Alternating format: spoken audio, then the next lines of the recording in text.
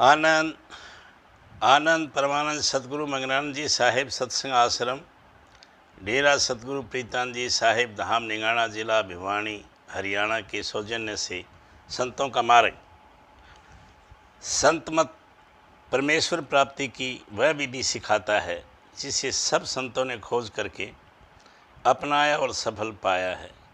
यह अंधविश्वास या कट्टरपन की शिक्षा नहीं देता। इस मत का सिद्धांत है कि हर एक जीव को अंतर में जाकर ऊंचे मंडलों में पहुंचकर संतों महात्माओं की खोजी हुई सच्चाई का स्वयं अनुभव करना चाहिए। ये तो मानना पड़ेगा कि यदि हमारी संतों की बताई हुई शिक्षा में विश्वास ही न हो तो हम उन्नति नहीं कर सकते। इस मार्ग में उन्नति करने के लिए गुरु द्वारा दिए गए उपदेश में विश्वास का होना आवश्यक है। यदि विद्यार्थी को अपने अध्यापक पर विश्वास न हो तो वह कुछ नहीं सीख सकता। शब्द धुन के अभ्यास से कर्म नष्ट होते हैं और ज्यों-ज्यों आत्मा ऊपर उठती है संकल्प शक्ति बढ़ती जाती है। अंतर में शब्द सुनने से कर्म कट जाते हैं। मनुष्य योनि सबसे ऊंची योनि है। यदि मनुष्य मानवोचित कर्म करता रहेगा तो वह उन्नति करता रहेगा, परंतु यदि पशु पक्षियों कीट पतंगों के जैसे नीच कर्म में प्रवृत्त होगा तो मरकर वही बनेगा जो मनुष्य होते हुए भी उसने अपने आप को बना लिया होगा। मत की शिक्षा पर चलना चाहते हैं, परंतु शाकाहारी भोजन को अपनाने में कठिनाई नहीं होनी चाहिए।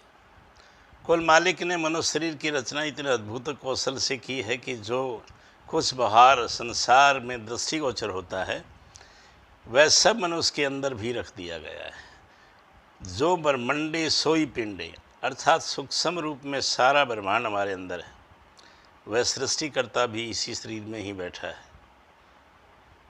हम तीसरे तिल पर पहुंचकर अपने शरीर के अंदर जाकर संपूर्ण ब्रह्मांड और उसकी सब वस्तुओं का पूरा दृश्य साफ साफ देख सकते हैं। हजरत ईसा भी कहते हैं, भेद शरीर की आँखों से ऊपर के भाग में है। यह सूक्ष्म रचना लघु ब्रह्मांड मन और गहराइयों के अंदर मन के पर्दे के पीछे छिपी हुई है, पर हमारा मन युगों से बाहर ही भटक रहा है। केवल मनुष्य को ही ये गौरव प्राप्त है कि वह अपने ध्यान की बाहरी संसार में हटाकर अपने अंदर में ले जा सकता और अंतर की दुनिया और उनकी मशीनरी को देख सकता है। इसलिए मनुष्य का सबसे पहला और सबसे बड़ा कर्तव्य यही है कि अपने सूरत को अपने अंदर वापस उस स्थान पर ले जाए जहाँ से नीचे उतरी है। इस स्थान को शिव नेत्र, तीसरा तिल अथवा चेतन का केंद्र कहते हैं। चेतन की धारा सिर की चोटी से नीचे उस बूंदी की ओर चलती है। शब्द धुन उसी में निकलती है, जिसे ईसा ने वर्ड शब्द, डॉक्टर जॉनसन ने अपनी पुस्तक में ऑडिबल लाइफ स्ट्रीम कहा है। यह वह सीधा राजमार्ग है जो हमें सिर की चोटी में हमारे निज घर वापस ले जाता है और जहाँ से आत्मा सर्वप्रथम शरीर में उतरी थी। दूसरे शब्दों में हमारी आध्यात्मिक यात्रा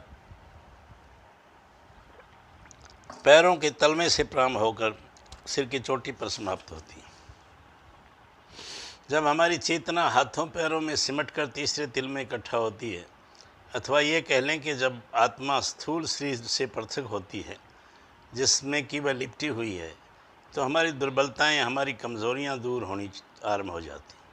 काम, क्रोध और उनकी साथी दूसरी आसुरी वृत्तियों का बल घट जाता और उनके स्थान पर हमारे अंदर दिव्य गुण प्रकट हो जाते हैं, जिससे मनुष्य को अपने वास्तविक मूल्य का ज्ञान होता है। ये रूहानी सफ़र तय करने के लिए मांस, मदिरा, अंडे और इनसे बने पदार्थों का त्याग करना परम आवश्यक है। ये वस्तुएं ध्यान में को फैला देती हैं और उसको एकाग्र करने में अड़चनें डालती हैं। जीव के कर्मों का बोझ पहले ही बहुत भारी होता है। चाहिए तो ये कि इस बोझ को हल्का किया जाए, पर इन वस्तुओं के प्रयोग से यह बढ़ जाता है। परमार्थ के अभिलाषी को इनका त्याग करना पड़ता है, क्योंकि ये उसके इस मार्ग पर चलने पर विघ्न डालती है।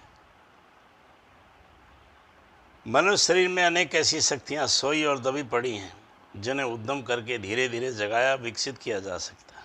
यत्न करने से इस कार्य में सफलता प्राप्त हो सकती है।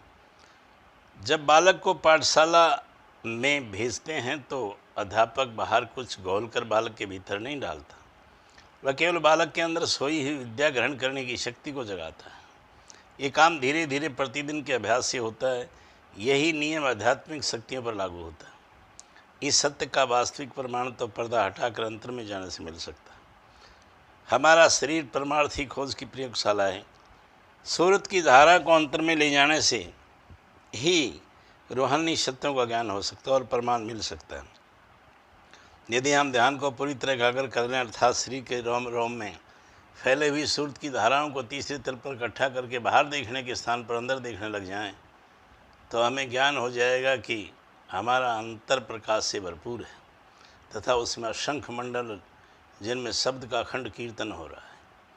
यदि मनुष्य अपनी सूरत को बाहर से समेट कर अंदर ले जाए और ढूंढकर उसे संपत्ति को जो प्रभु ने उसके लिए ही वहाँ रखी है प्राप्त कर ले, तो काम, क्रोध और पांचों शत्रुओं पर विजय प्राप्त की जा सकती है। यदि हम अपनी सूरत को अंतर में ले जाएं तो शब्द सुनाई देने लगता है।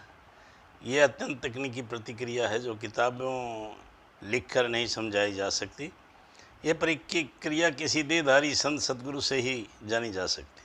सबसे पहले जीव को पूर्ण एकाग्रता प्राप्त करने का यत्न करना चाहिए। एकाग्रता प्राप्ति के लिए साधन है। जब ध्यान अंतर में चला जाता है तो वहाँ भिन्न भिन्न मंडलों में ऋषि मुनियों, पीरों, पैगंबरों आदि के दर्शन होते हैं। यद्यपि वे युगों पूर्व त्याग चुके हैं। दुनियावी गाना बजाना अपने स्थान पर ठीक है, परंतु ये मन की खुराक है, आत्मा की नहीं। भारी संगीत की मनाही नहीं, परंतु ऐसा ना हो कि भजन में विघ्न डाले अथवा भजन के समय ध्यान को भंग करे। यही वास्तविक कसौटी है। हमें अंतर में जाने का प्रयत्न करना चाहिए और जो भी वस्तु अंदर जाने में अड़चन डाले अथवा भार खींचे वह हानिकार है। निसंदेह इन वस्तुओं का भिन्न भिन्न जीवों पर भिन्न भिन्न प्रभाव पड़ता है, परंतु हमारा ध्येय तो ये होना चाहिए कि आंतरिक उन्नति करें और दिव्य संगीत में विलीन हो जाएं। हमारे प्रश्नों में से कुछ का उत्तर तो भजन में थोड़ी उन्नति हो जाने पर ही ठीक ठीक समझ आ सकेगा। इसलिए हम अंतर में जाने की अधिक से अधिक प्रयत्न करें। प्रत्येक आत्मा चेतना के अनंत सागर उस प्रभु की एक बूंद है। आत्माएं प्रभु की मौज से ही नीचे उतरती हैं और मन तथा माया से संबंध जोड़कर भिन्न भिन्न आकार धारण करती हैं, जिसे उनका पतन ही कहा जा सकता है।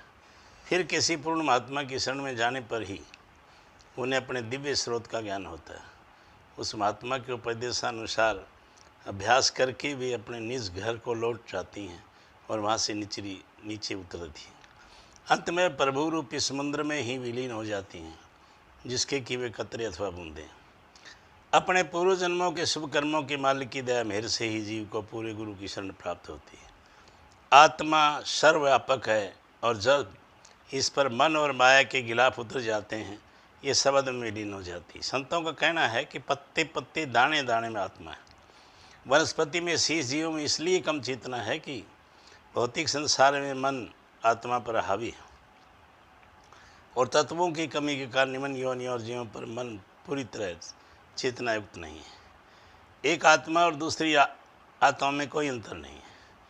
आत्मा जीवन है, प्रकाश स्वरूप है तथा चेतन है, परंतु मन और माया के आवरणों से ढकी हुई है और अंधकार के कारण दिखाई नहीं देती।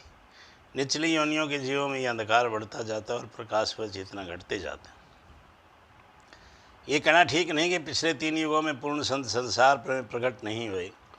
कबीर साहब ने अपनी वाणी में स्पष्ट कहा है कि गत 3 युगों में भी आए थे, परंतु बहुत थोड़े जीवों को उनकी शिक्षा ग्रहण की। कलयुग में संतों के उपदेश पर चलने वाले बहुत हो गए, क्योंकि लोग संसार के झूठे क्षण व अंगूर सुखों से तंग आ चुके हैं। अब तक कोई पूर्ण संत न मिले। आत्मा अवगुण के चक्र से नहीं छूट सकती। आनंद आनंद।